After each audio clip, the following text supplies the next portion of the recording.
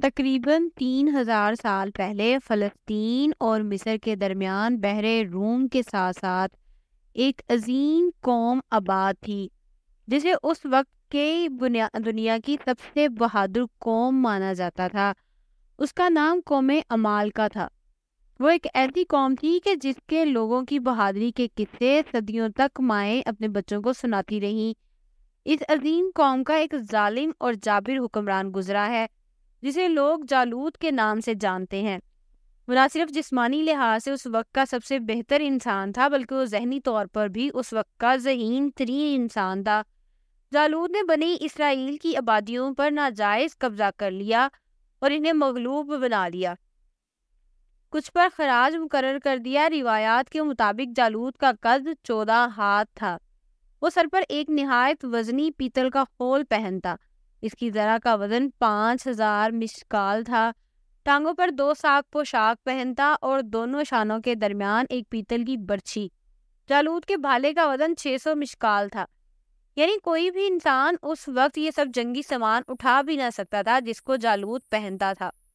یہ حضرت شمائیل علیہ السلام کا دور نبوت تھا کہ جب جالوت کی بربریت اور ظالمانہ کاروائیاں بڑھنے لگیں۔ جالوت ایسا ظالم بادشاہ تھا کہ وہ اسرائیلی عورتوں کو قیدی بنا کر 3 مہینے تک ان کو سخت دھوپ میں برہنہ رکھتا۔ اس سخت دھوپ کے کو برداشت کر کے بھی جس لڑکی کا حسن گندمی نہ پڑتا اس کی اپنی خاص کنیز بنا لیتا اور باقی قیدی لڑکیاں قوم کے سرداروں میں بانٹ دی جاتی۔ یہی وہ پہلا ظالم بادشاہ تھا کہ جس نے حسن کی پہچان کا یہ انوکھا اور ظالمانہ طریقہ اختیار کیا۔ بنی اسرائیل جب جالوت کی ظالمانہ کاروائیوں سے عاجز آ گئے تو اپنے نبی حضرت شمائیل کی بارگاہ میں روتے ہوئے عرض کرنے لگے کہ آپ ہم کو یکجا کریں اور ہم میں ایک بادشاہ کو مقرر کریں جس کی قیادت میں ہم جالوت اور اس کی قوم کو تباہ و برباد کریں، نہیں تو ہماری ساری عورتیں بھی غلام بنائی جائیں گی۔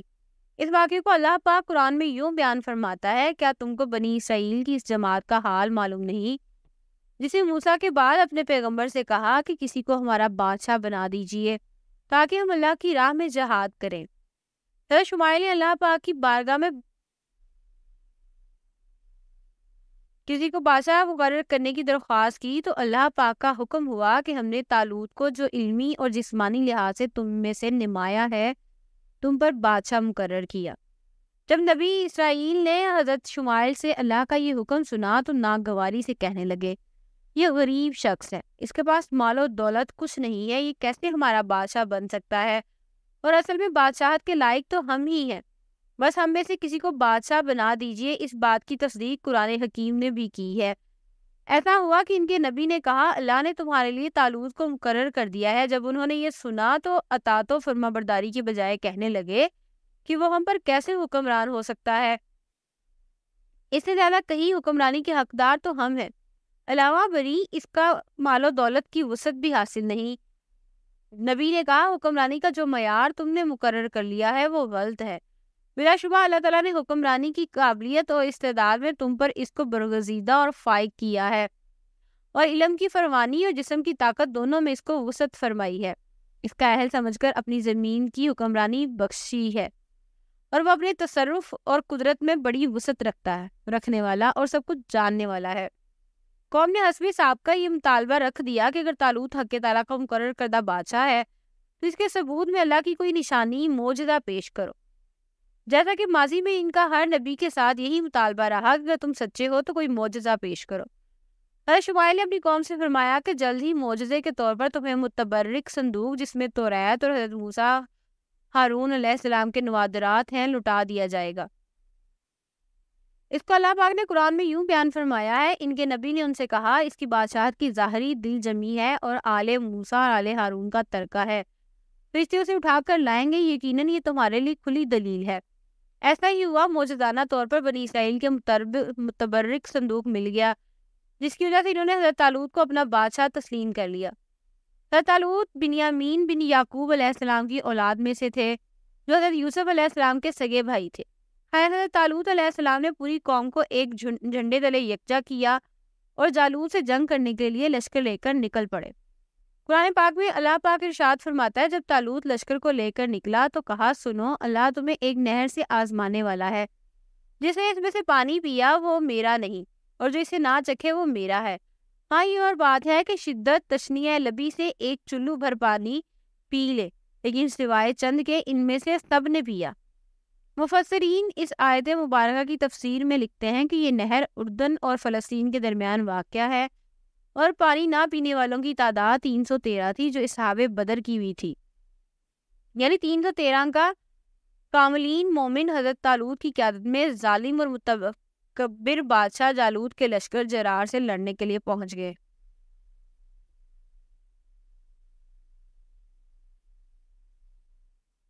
تاریخ دان اس جنگ کا مقام غور کی وادی لکھتے ہیں جو کہ اردن میں واقع ہے۔ جب دونوں لشکر آمنے سامنے تھے تو حضرت طالوت نے یہ اعلان کروا دیا کہ جو بھی جالوت کو قتل کرے گا میں اس سے اپنی بیٹی کی شادی کروں گا اور آدھی سلطنت بھی اس کو دے دی جائے گی۔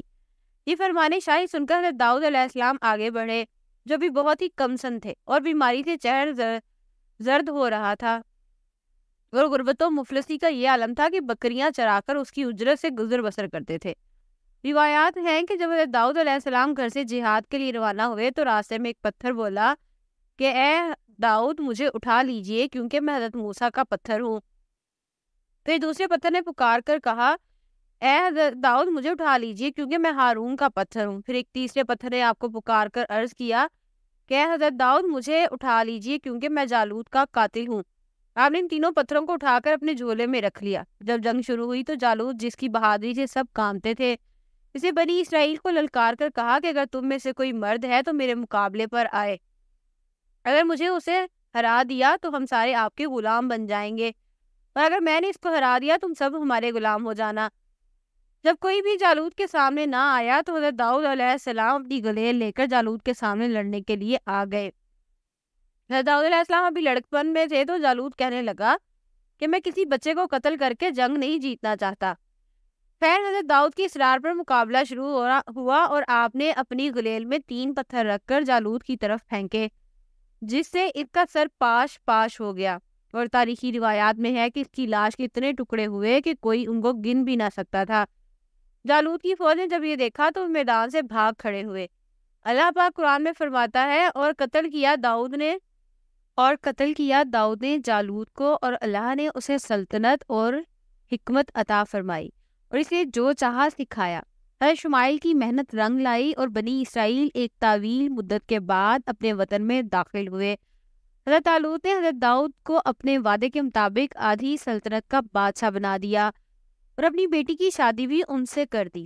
کچھ ہی عرصے بعد حضرت شمائل وفات پا گئے۔ اللہ پاک نے حضرت شمائل کی وفات کے بعد حضرت داؤد علیہ السلام کو نبوت سے سرفراز فرما دیا۔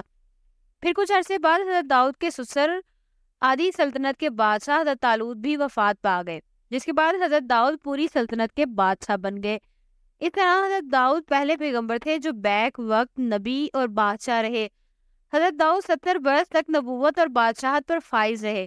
پھر ان کے بعد حضرت داؤد علیہ السلام کے بیٹے حضرت سلیمان علیہ السلام کو اللہ پاک نے نبوت اور بادشاہت عطا فرمائی۔